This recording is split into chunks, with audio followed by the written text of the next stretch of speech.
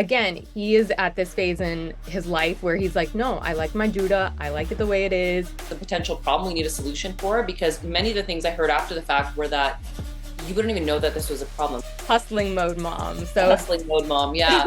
So, I mean, I can't speak for my kids. I can tell you that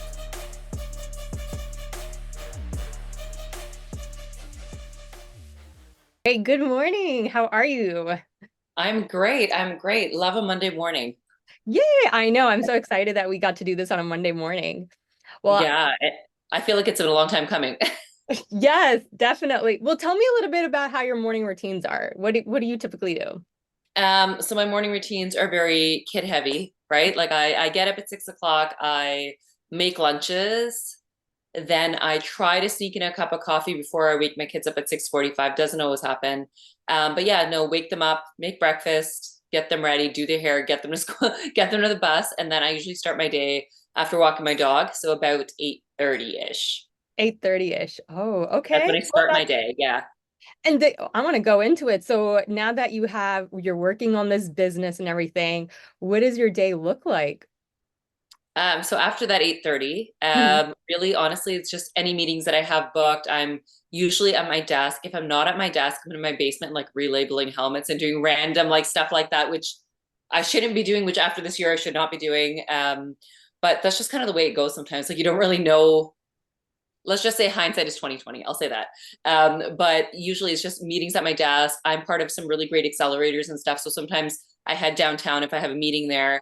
And then I make sure that I'm back until 2. So I can work until 2:30. And Mhm. then my kids come home 2:45, between 2:45 and 3. And then it's like kids' activities, making dinner, like all those other kind of things. So it's a very, very hectic day. And as I'm saying it to you, I'm realizing how hectic it actually is.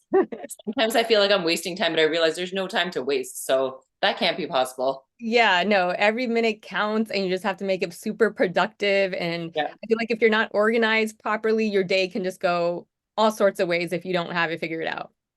Yeah, no, I learned that very, very quickly. And there's still days where I'm unorganized and 6 o'clock rolls around and I haven't made dinner, and just that's just the way it goes. We give ourselves grace for those days. I was just about to say the word seems to be grace. We just got to keep giving us ourselves grace. Yeah. Well, I've been following your journey for a while, and I will say I love following your journey. It's been incredible. And seeing this helmet, this for our Sikh boys to be there on the market, honestly, it put me to tears. And I want to hear what was the story behind the helmet, how did it came to be. But yeah. So this really just came from a real life need that I had, right? Like this, I have 3 kids. My kids are now 8, 10, and 12. And when my youngest son was like, or sorry, my oldest son was about 3 years old, he was one of those kids who was really quick on his bike with no training wheels, kind of like he was just really fast with all that kind of stuff. And I'm an occupational therapist. I worked in the area of head and brain injury like at this time. And when he went to go ride his bike, I'm like, sure, do what you want to support you in being independent and taking risks and all those things, wear your safety gear. And then really quickly realized that, okay, this helmet doesn't fit my kid in the way it needs to. So I tried to tie his hair differently when he was younger. He tolerated it for a bit, but then as kids get older and they get used to the way things are, they don't want to tie their hair differently. And also as a parent, it's very hard when your kids get older. Like when they're young, you usually have a set playtime. You're going outside at this time and you can prepare for that. When they get a little bit older and they want to play with their friends, like out on the street, go to the park, do those things, you can't be switching your kids' hair back and forth like 100 times. And so as a parent, it wasn't practical and it just didn't work for me and my kids, and they didn't like it. They hated it. So when, I sat on this idea for like many years, right? Because my oldest son is now 12. So I sat on it for many years. And it wasn't until I think my older kids started to play hockey that I Mm. realized that this is an ongoing struggle. I think we think, oh, they're going to learn how to ride their bikes. It's going to get better, whatever. And I really just tried to push it to the back of my mind. But I just realized it's not getting better. This problem is just getting worse. And so if it's not my kids, there'll be other kids that are, going through the same process like me. Like this is not a unique problem to me and my family, right? So, Mhm. um, yeah, that's kind of when I decided to sign my name on the dotted line that I was going to try to create a solution for this problem. And so when I did that, I like there was 2 things. I was either going to end up with a product that worked or I was going to run out of money. Like that was the thing. Like once I signed and decided to make that effort, I knew it was like I would go as far as I could go. And so we took our time. Like we did things really slowly to begin with. It was very like off the side of our desks, like let, the design engineer come back to us, do his work, took his time. And so it took like 3 years before we actually brought the product to market. Mm. And how is that journey? Like, because I'm just looking at our products, or I have it at home, and it's so funny, not funny, but the exactly what you're saying. Like, I'm not buying my kid a bike because of the helmet. And Yeah. recently we had a family incident that just like instantly I was on your website and I like, okay, it's done. We're getting the helmet. It's no question asked. Yeah. And it just made me think exactly what you're saying. It's like, every kid has their own unique Judah size, how they wear their hair. And I was like, my kid is like literally a Nangi Judy. So he doesn't wear a parka. So Yeah. like I can switch his hair around. But exactly that's what I was thinking. I was like, I'm not, he'll do like a French braid and we call them reptile tails and things like that. But again, he is at this phase in his life where he's like, no, I like my Judah. I like it the way it is. Mhm. I want to style it. But then we kept running into exactly the same issue that you're saying, it's like, I'm not going to let you ride a bike without a helmet, period. That's not going to happen. Yeah. So how is that design phase and what did that look like? So design phase, honestly, like the helmet turned out exactly how I thought it would look. Like this is like for me, when I was thinking about it, I was trying to like the simplest change to make to solve the problem. And for me, it was like just having a dome feature that allows the hair to fit inside.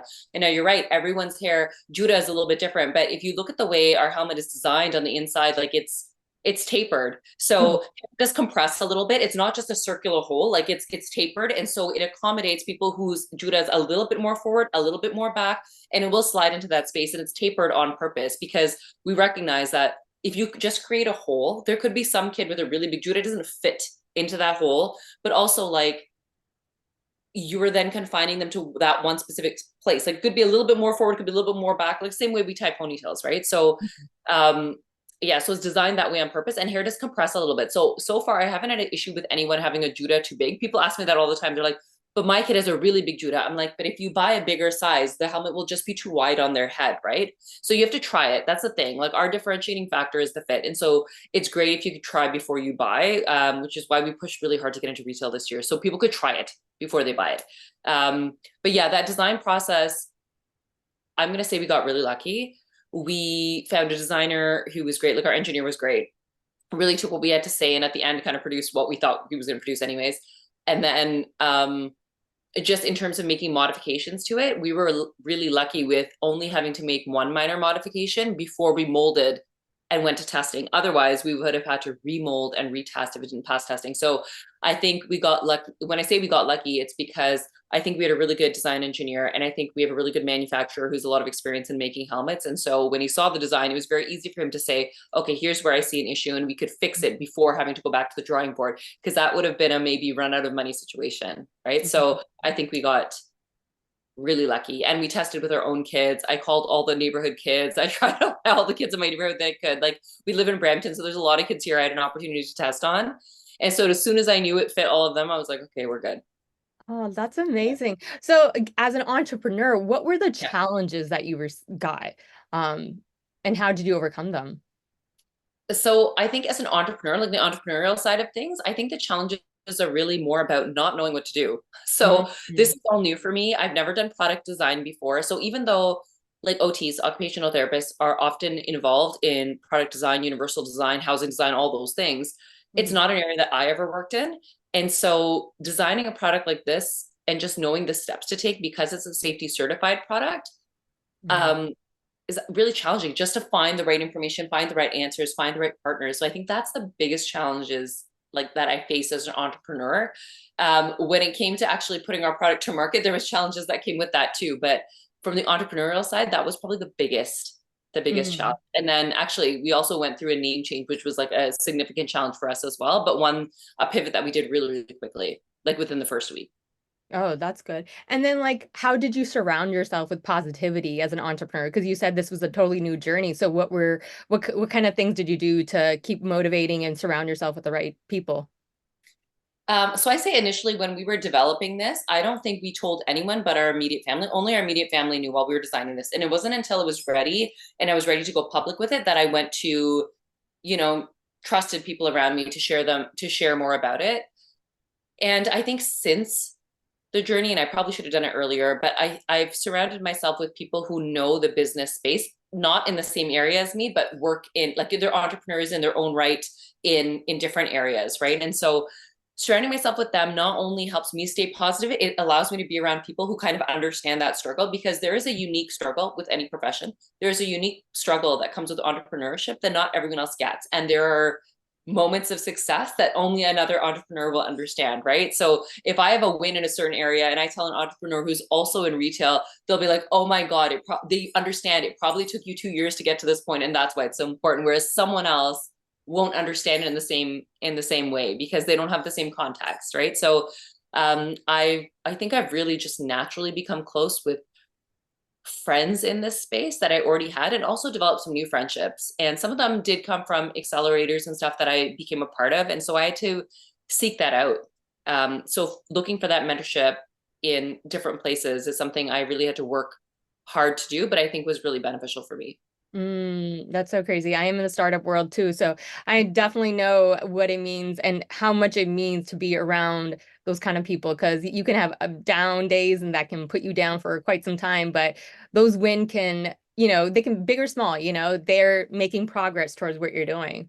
Yeah, you only have yourself for motivation. That's the other thing. It's like there's no one outside of you who's going to motivate you to do what you're doing. You have to be committed and motivated individual to make it as an entrepreneur. And that's just the bottom line. Like if you're not committed and motivated to what you're doing, no one's going to do it for you, right? Yeah. So you have to celebrate that success for all the hard work you've done. I agree. So this idea was in your mind for quite some time. And during Yeah. that time, you were working as an occupational therapist, correct? And Mhm. so what were the thoughts like during your work time? Like you said, it kept coming up. So what, I know it was obviously your kids that made you decide, but like what are the things were coming in your mind, or like mindset blocks were coming? So for me, okay, so when this started, when I faced this problem, I already had 3 kids at this point, right? So my oldest son was 3, probably 3.5, and I had a newborn as well, and I'm a middle son. So I was working part-time, right? Going out to see clients and all of that. And honestly, I don't know that it came into my mind all the time. It came into my, not when I was working, it came into my mind a lot anytime we do anything on the weekend. That's when it Mm, would come to my mind. Are you going to do anything? Okay, but what about the helmet? But what about this? And so we tried to squeeze it on. Like there's so many pictures you can even see on my Instagram feed, because family bike riding was like a huge thing that we did when my youngest was in a trailer. And now my youngest doesn't love bike riding, so it's hard for us to do it as a family. But he used to be in a trailer or a seat at that time. And so you can see pictures on my page of my kids wearing these helmets that are just so up high, but the straps are closed. And we're like, that was like, good enough. And you never felt good about it, but you like did the best you could. mm, And we started like hollowing out the inside for a bit to like make more space mm. that would fit a little bit better. Um, but don't ever do that. I've learned not to ever do that. All your protection comes with the foam of the helmet. But again, hindsight is 2020.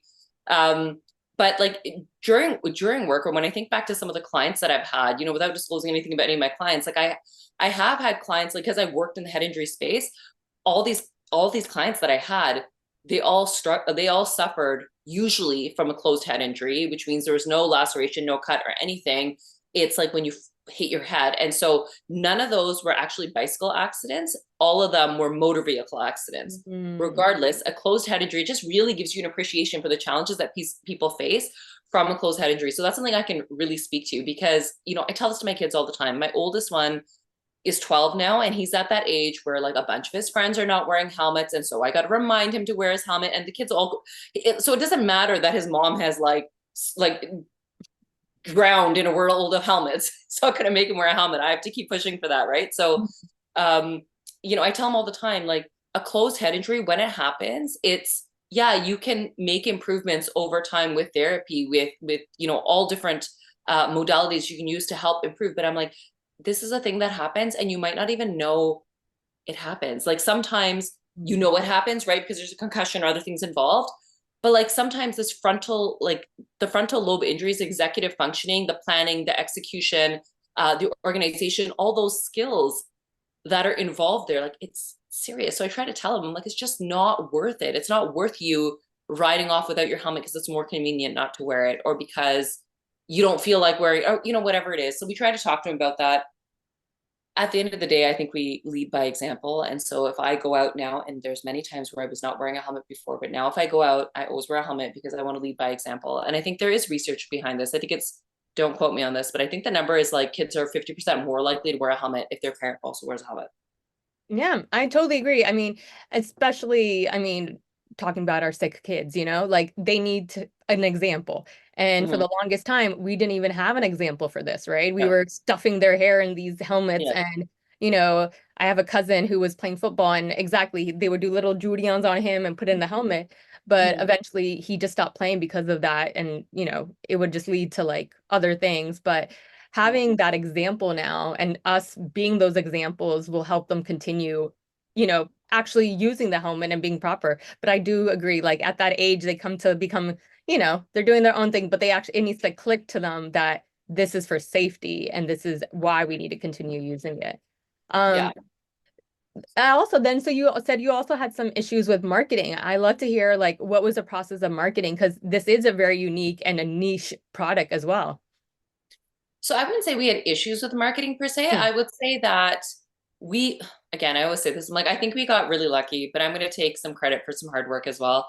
I think we got lucky. I was really old fashioned in the way that I brought this idea to market. Like I literally wrote a press release. The press release went to the media. And because I've been in the social media space for so many years, like people who follow me are connected, like with CBC. And so CBC immediately picked up the piece and was like, can you hold this for us? Like they couldn't send it a camera person till like the next day. And so I called my friend, the one who helped me write the press release. And I was like, well, this is what happened. She's like, I've only once in my career had a station ask someone to hold a story for whatever. It was only one other time. So she's like, it's a really good sign. I was like, okay, that's great. And so before I knew it last January, so January 2023, I think I did like 50 media engagements like across the month. There was one day I did like 7. So it was just constant news media after news media, news media. And I was so shocked by this because this doesn't seem like I wanted it to get media attention because that's how we grow it and we sell product right in this Yeah. space and people get to know that the product exists. But that's not the media attention that I was expecting. Like, I was expecting it more like from the South Asian media outlets and all of that. And I did get some Mm. of that, but I did so much national media, which was really a surprise for me. And really, I'm really thankful for it because it allowed the world to recognize this as a potential problem we need a solution for. Because many of the things I heard after the fact were that you wouldn't even know that this was a problem because if you're not surrounded by it, you don't even know, Hmm. right? And Hmm. that's, you can't expect people to know something they don't experience. And so it helped create, I think, awareness and create visibility for Sikh kids as well. And so I'm really proud of that. When we went to market, there was also like a lot of social media around it. And so you may remember, I don't know if you do remember from the beginning. So we were originally launched as Sikh helmets, which is like still the name on the back of our size small helmet. Our stock is almost done. And so the new stock will have all bolt helmets on it. And so I can say this, like, it's really important to surround yourself with people who don't think like you. So I was surrounded by people who all think like me. I did share my product with some people outside the space, shared that I was coming to market. And just so they knew that what was going on, maybe people I consider close. And so no one had a problem with this name. But apparently when I went to market, there was people who had a problem with this name and didn't want the word Sikh associated with helmets. And so I still to this very day feel fine with it. Like, in fact, it's still called our Sikh helmet line. It's just our brand name has changed. And so I stand true to what I came here to do, which was create helmets for kids in this space. And so I continue doing that. But in order to, we wanted to be mindful of the community's feelings on the product as well, which I think were just a few loud individuals and not a ton of people actually. But changing it, even though it was a weekend, was actually strategic for us as well. So it allowed us to, it will allow us to have the opportunity to expand our product line, right? Mm. Whereas Mhm. Sikh helmets creates a very niche kind of product focus. And so now with our brand name of Bold Helmets, we're able to have our Sikh helmet line. We're able to have different lines. We're able to have all kinds of other things. And so even though at the moment it felt like I was dying, that's the truth, because I was in Mexico with my family on vacation in January. We had pre-booked this. And so after I did all this media for the first week, in the second week I was gone. And that's where I was navigating this name change. There was a whole bunch of legal, there were so many things that had to go into this. And so I spent those 7 days crying in my hotel room while my family was out at the beach, trying to navigate this process. I eventually figured it out. And I'm like, honestly, I think that was one of the hardest times of this entire journey because it was so much change so quickly. So here I Mm. am doing like these millions of media engagements, and also like getting yelled at by loud voices, and not just yelled at about the product. Like it's really hard when you, okay, I self-funded this project. It's really hard when you put like more than $100,000 into a project and work for the community. Really, we're not a profitable business at this point. I hope we will be, but we're not a profitable business at this point. So to have people attack you, attack your family, attack your siblings, attack your kids, attack your husband is really, really disheartening, especially from our community. And I think if you go back and you look at any of the social media posts from that time and you see people's comments on it, you will never once see me respond to any negativity. And that's something I think is really important, because when you respond to negativity, you just fuel it more. And so I don't respond to any of that, but it really made me sit back and think, and like, I really need to stay true to my values, because I can't necessarily be in agreement with people or consider the side of people who decide to, call themselves a Sikh, but tear you down for the work that you're doing. Right. So it was a really interesting time with a lot of learning. And I think it's helped me grow as an entrepreneur. That's so interesting, especially with our community. I feel like, sometimes you think you're doing good for the community, but your own community will start bashing you. And you really gotta stick to the people that are, there for you, your supporters that are gonna, they see your vision, they see your hustle, and it's more exactly what you're saying. This is more than you just making a product for your kids. This is for like the whole community. There's kids out here, sick kids that need it. And getting this hate for over something so small, like I remember seeing those posts and I'm just like looking at it and I'm like, are you serious? Like, do you not see the big picture in this? Like, yeah, it just mind blows me. Yeah. So it's, there's the inclusion piece, and like I do think it's made me a better person, but I think also you kind of need to go through the fire a little bit to realize that you can stay true to what you believe in, right? So I always say, like, maybe it's not for everyone who wants an option, here's an option, right? And I think that's okay. Yeah. Do you still like, do people say like, oh, but a bug is better or things like that? Like, They do. So people will respond in, like, when we most of our marketing is done through social media. And so yeah. people will comment on that social media and, say things like, oh, tie the mala, tie whatever. And people can make whatever choice they want for the kids. That's the fact of the matter. When it comes to Ontario, and I'm not sure where you're located, but in Ontario, we like, you have to wear a helmet under the age of 18 on a bike. Like, it's legal. It's a legal requirement. And so yes, we're not going out and handing out tickets to 12-year-olds, and I'm happy about that, but it's in place for a reason, right? And so people who choose not to, or people who say wear a bug, I just say, I'm not here to change your mind. I'm trying to tell you that if you want an option for your kid, here's one. And another thing is, like, I find that some of the comments are coming from people who don't have kids, or maybe not in North America, or maybe they are in North America and their kid ties a full dastar, a full buck, and that's okay, right? But what happens is you have bike rodeos that come into school during the month of June because it's bike month. You're going to have rock climbing activities that happen in your school. All these businesses that come into your school, because of their insurance, they are mandated for your child to wear a helmet to participate. So now you can sit there and argue it until you have an exemption for that. If you want one, which I don't want one for my kids, but if you want an exemption for that, until you have that, your child's going to sit on the sideline. They can't participate. Otherwise, you can figure it out with your school. I mean, there's some exceptions, of course, they figure that out. But there's many of these businesses that are like, we want to be accommodating to all the kids. We don't want them to sit on the sidelines, right? Like, my own kid couldn't participate in the rock climbing because the helmet wouldn't fit him, right? And this was many years ago, but I only found out about it like last year. And so, that's why we're looking to create variations of our product. And so, people, I shared that, yeah, we're not profitable yet. We're only in our second year, but we're still investing in research and development to create more versions of our product for this reason. I don't want someone's kid sitting on a sideline when everyone else is doing rock climbing in their school. Like, I know what it's like to be othered. I grew up in Scarborough in the 80s. Like, I was born here at that time. There's very few South Asians where I lived. I know what it's like to be othered, and I don't want that for my kids. Right? Oh my God, I didn't even think about that. Like, that scenario of like an activity. That's so yeah, that's so interesting that we still need still need to promote this product and bring it out for there. Oh my God. Yeah. When you think about it, if your kid gets invited to someone's birthday party and it's at a rock climbing gym, what are you going to do? right? Like there's so few options. Like you're going to call ahead of time. They're going to tell you if a helmet is mandatory or not. And if they say it's mandatory, so I heard from someone that sometimes they put them on backwards, which I feel like is so ridiculous. I heard that from someone else. I don't know if it's true. That sometimes they put them on backwards at the rock climbing places to get it to fit. Like that was their hack. And I was like, I don't know how this works. Mm. Yeah. So in Canada, where's the helmets? Are you just selling it online still, or they're in stores? So we are in stores. So we sell online and we ship to Canada, US, UK, like a bunch of Europe, India as well. And then in Canada, Canadian Tire, we sell in Canadian Tire, which is like a big chain here. Are you in the US? Yes, I'm in Yeah. Virginia. Okay, in Virginia. So here in Canada, we sell in our large chain, which is a Canadian Tire. It's not quite Target, but it's like more focused on like lifestyle things.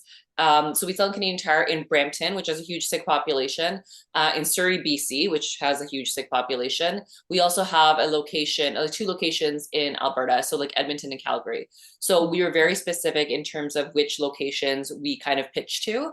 And so the way we kind of are in Canadian Tire, we have to pitch to each individual store. So it's not like we're a national vendor. We can pitch to each individual location. And so we're very mindful of which ones we picked, to make sure that the product is accessible to the customers who need it. So it's our first season in retail, which is a whole stressful thing all on its own and a whole lot of learning. But we're just at the beginning of our bike season. So we'll Yeah. see how it goes. Yeah, definitely. And have you done any like Vaisakhi meles and other meles or anything like that? No, we haven't. So here, okay, so I know things are a little bit different in the US sometimes because I've gotten people who have told me to come out to California for the Yuba City Mila. They tell me all the time, oh, come, people sell products here, whatever. So here, from my experience here in Brampton, or even the Toronto, Nagar Kirtan and stuff, we don't sell product. Like no one sells anything. Everything is Oh. free. And so, they hand out food, all that stuff. They don't actually sell stuff, or I've never seen anyone sell stuff, especially for, a midline I understand is different, but like Yeah, for a Nagar Kirtan. And so in Yuba City, they were like, what are you talking about? People have stalls, we sell all kinds of stuff. And I was like, I don't know, we don't do that here. And so it's been a really interesting. good experience. So I haven't done Milas and stuff. I have, if anyone invites me, like sometimes there's a Diwali Mila or something invites me, I show up there. What I have found is not a great opportunity for me to sell product. It's a great opportunity for me to engage with people, share Mm. about the product, share more information and all of that. And so I do that. And we're a mighty team of two. So it's like I go there, I spend my weekends, I do this stuff. So it's great for community outreach. Anytime Brampton has a Brampton Bicycle Festival, any of those, I do all those things. But I haven't done the Milas and stuff. And part of it is, well, I've never been invited. I don't know much about it. I guess I would have to look into it more. But also, like, I don't know, yeah, I don't know how that would work for me. I feel like because we are like a niche product and the price point we sell at, I don't know if we're good for like the Mila type vibe. Mm. However, it would be a good opportunity for people to be able to try the product. And so that's why every time there's community outreach, I always go. So I don't Mm. try to sell, I always try to talk to the community when I'm out there. And so it's been nice. And I can tell you that all the people I meet are always wonderful, which makes me feel like maybe it was just a few loud voices in the beginning because everyone I meet is wonderful and very, very welcoming. Yeah, I was gonna, like you said, you're always gonna get hate, and if that's what motivates you, keeps you on your path, right? But Yeah. I mean, overall, what you're doing is just amazing, and I think it's just about, putting it more out there so our community can see it and see how wonderful a product is and how much it's necessary that we have it. Our schools have it, these Yeah. activities our kids are doing, right? Yeah. I'd love to get the perspective of your kids. Like they seen Mm. you going from working mom to now hustling mode mom. The So hustling mode mom. Yeah. So, I mean, I can't speak for my kids. I can tell you that I've just been so busy in the last year and a half, right? So busy in the last year and a half. And I was busy before then too, but now this level of busy I am, I'm actually trying to slow down a little bit again for them. Like I'm trying to focus a little bit more time and energy on them. As summer's coming up, I learned from last year. And so yeah. this summer, it's like all my busyness goes until pretty much the end of June. And then things are quieter for July and August because I don't usually have as many community engagements. Those all happen early, or I might Mhm. have a few here and there, but like things are automated at that point. When I go and do school presentations, all that, it's usually from like March to June that things are really busy. And so I think the perspective of my kids, like I think my kids are proud of me. I asked them all, they say they're proud of me. I mean, you'd have to talk to them. They have a product that works for them. They're proud of the work that we're doing. Mhm. Their dad and I have really have really done, like I said, like off the side of our desks. Like I'm very much full-time in this business. My husband is not. He still has a full-time job because we have 3 kids and we need to survive. And so like I think they're proud of it. Like I am trying to, or I always try to respect their privacy as well. And so I always welcome people to send in photos of their kids using the helmet. So it's not always my kids. Like I have their stuff, and like my youngest son, it's an illustrated cartoon version of him that's now our hang card. And so he always says to me, he's like, Mom, I'm international because I'm international. I made it. I'm famous. I'm like, yeah, you absolutely are. So I even tried to move to like an animated version of my Mhm. kids. So it's not just their faces, because they're young and we provide consent for them, but at a certain point they're going to want to control how their likeness is used, how their image is used. But yeah, that's just something we try to be cognizant of, especially as they're getting older. Yeah, that's really good. I feel like my son knows that I do a lot of events and things like that. But he had this conversation. He's like, I don't like pictures. He's like, you can take pictures of me to capture the moment, but he's like, do not post them anywhere. I'm Yeah, like, yeah. okay, That's good that they can voice that though. That's the point, right? Like for them to be able to voice that. So yeah, I always ask them permission. Is it okay if I do this picture, do this quick video? And so even when I do videos and stuff now, Mhm. you can't go see their face that much, which is okay. It's still like serves a purpose. People can Yeah. see they can see the product, it's fine, but it's not like so much focused on them. Yeah. Yeah, no, it's good. You have to have these conversations. I feel like, us like second, first generation in, like, having these mature, I'm not mature, healthy conversations about social media and what that looks like, especially running a business. That's Yeah, a it's a family affair for sure. Like it's like yeah. we're all very much involved. They helped me pack all the pre-orders. They found it fun. They were like, "Oh, we'll pack these boxes for you." Because the first like orders that I had when the product came in last year, all those orders, I think it was a few hundred, we did it like ourselves in the basement. Now we have a logistics company, and so I was able to handle that. But the rest of it was like just us on our own, printing labels and doing all that part of it. So it's a nice memory, as grueling as it felt at the moment. Aw. Well, and so we start off with morning routines. What's your evening routine like? Ugh, tired. Like my evening routine is honestly like after all the kids' activities and trying to feed them something and then washing all the dishes and laying out stuff for the next day, like prepping making sure their lunch boxes, all those things are washed right for the next day. Evening routine is, yeah, we might watch some TV, we might go outside. And by the time you do all that, I feel like it's bedtime. Like I try by 8:30, even though like I have a 10 and 12 year, I still try by 8:30 to like encourage everyone to get upstairs, brush your teeth, get ready for bed, do all that stuff. By the time we get to bed, it's like 9. Um, and like I still lay with my kids to bed. Like at times I get annoyed by it, but my youngest is still 8, so I can still get away with it. I get annoyed by it by times. Sometimes it takes them forever to fall asleep. And sometimes I fall asleep there, but like, then, maybe my husband and I might watch TV a little bit before bed. But yeah, I try to go to sleep by like 10:30. I used to be a really like, even to a few months ago, we used to stay up really late watching TV because it felt like the only time we had, Mhm. but I was non-functional in the morning. And so we've tried to make a change to sleeping more recently. Aw, I love that. I love that you're still sleeping with your 8-year-old because I believe me, if I can get any kind of sleep hugs and things like that, I Yeah. will take it. Yeah. But that's beautiful. And yeah, we go to sleep around 8 o'clock. My phone Yeah. is off. We are in Yeah. bed. Well, good for you. Good for you. I can't manage that. I feel like I can't now that the weather is nicer, my older kids want to play outside. And so they're outside with their friends until like, I tell them by 7, like come inside so you can eat dinner and shower and whatever. Usually we eat dinner at 6, but just because the weather's been nicer, I've been pushing a little bit. Because I want to have that opportunity. I'm like, guys, there's only 4 more weeks left of school. Like we can make it. Like Yeah. just take the 4 weeks. Yeah. Well, yeah, summer schedule's a little bit different anyways because of Yeah. school. Well, thank Yeah. you so much for taking the time. Was there anything else that you wanted to share with our listeners? No, just that if anyone had any, if you're interested in our product, want to learn more about it, please visit our website. It's www.boldhelmets.com. You can go there. Even if you don't not in the market for a product like this, just learn more about it. We've got videos on the site, some cute pictures with my kids, that you guys can check out. So I would appreciate any traction there. Also, if anyone wants to check us out on social media as well, we're Bold Helmets everywhere. Bold helmets. All right. Thank you so much for taking the time out. So thank you so much.